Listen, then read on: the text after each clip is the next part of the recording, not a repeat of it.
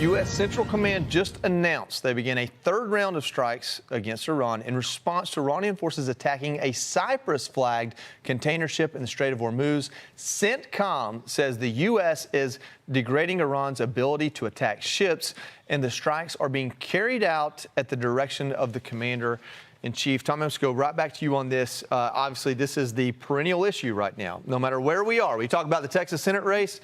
This is gonna make news because we just don't know where this is from one minute to the other. It seems to be reactionary sometimes. Iran hits ships after President Trump gave them an ultimatum, and now we're hitting Iran. What happens next?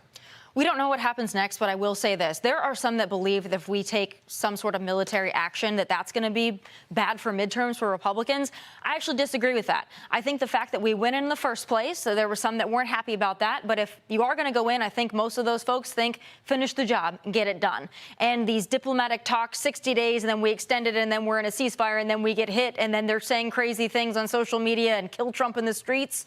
I think the president needs to take action. I think he's doing that.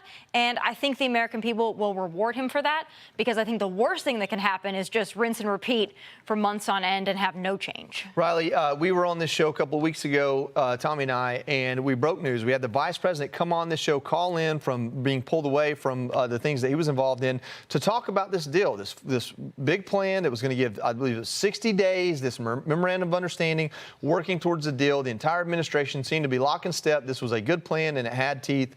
And here we are a few weeks later, and it feels like we're back to a month and a half ago. It feels like nothing's changed. Where do Americans sit on this? Do they feel like the administration is losing control? Do they feel like that we're playing catch up? You know, well, and you do know this. It speaks to the instability of the Middle East specifically.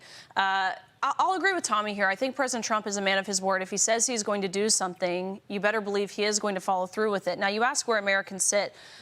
I'll speak specifically to where Gen Z sits on this issue. Sure. I think there's a lot of people who are, let's say, recently college graduated or even those still in college who are kind of tired of the conversation surrounding the Middle East and the U.S. involvement, especially those, honestly, who are conservatives. I think there are a lot of Gen Z conservatives, when they say America first, they mean really America only. Is that because they don't have a great understanding of what U.S. involvement looks like overseas? Probably. I think that's a large part of it. But in speaking to my generation and how we feel about this topic, I think there's a level of exhaustion, to be honest with you. It's funny, confusion, Joe, quite frankly. Confusion Riley, of where we really are. You know, we see these breaking news all the time of strikes on Iran. I feel like I see that every other day at this point. So even speaking for myself, there's a level of confusion of where we're actually at. Yeah. You know, we're not that far apart in age here, but we do have three generations represented here, right? Yes. Gen Z, Riley talks about Gen Z. Well, they grew up with the war on terror, right? They came to adulthood in a 20-year war. You came to adulthood, Gen X. Yes. You know, as that war, as the Islamic radicalism became a thing.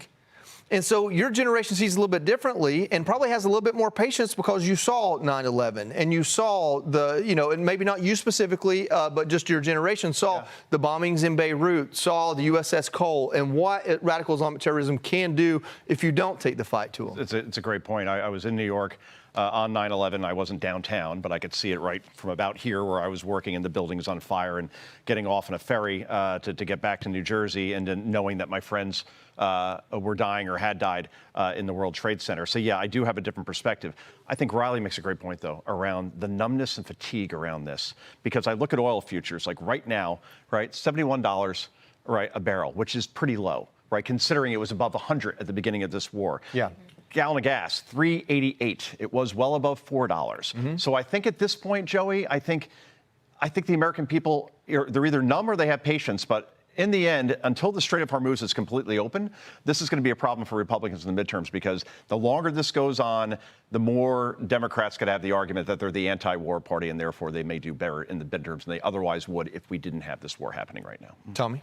But I will say to that point, and I agree with everybody here on the level of exhaustion we're at, but I think it's more exhausting to hear that we're having diplomatic talks and diplomatic talks and diplomatic talks.